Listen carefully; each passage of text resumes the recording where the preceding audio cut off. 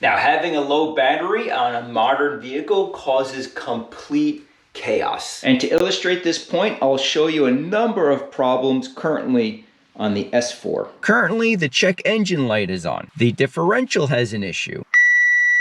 The electronic handbrake is not working correctly. Let's check those engine codes. Now, we currently have 18 fault codes on this vehicle. And we can go through these together very quickly. As we know, we have an issue with the electronic handbrake and the control module for all-wheel drive. We saw that on the gauge cluster. The airbag has a low voltage reading. The radio may not be working correctly. The ignition switch even has a trouble code. Issues with the steering column. And of course, the rear view camera. Now, getting access to the battery is quite easy.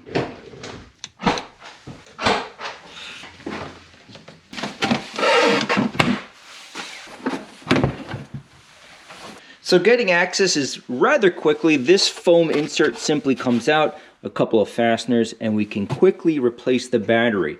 But I do have a problem. Unfortunately, I can't just run to the parts store and install a brand new battery. The vehicle's computer must be coded.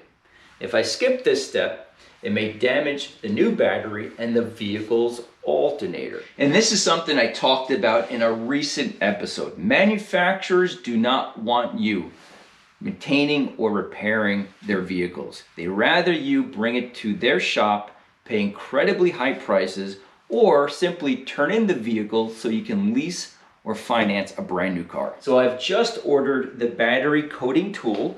Then we can swap out the battery, clear the codes, and code the vehicle's computer.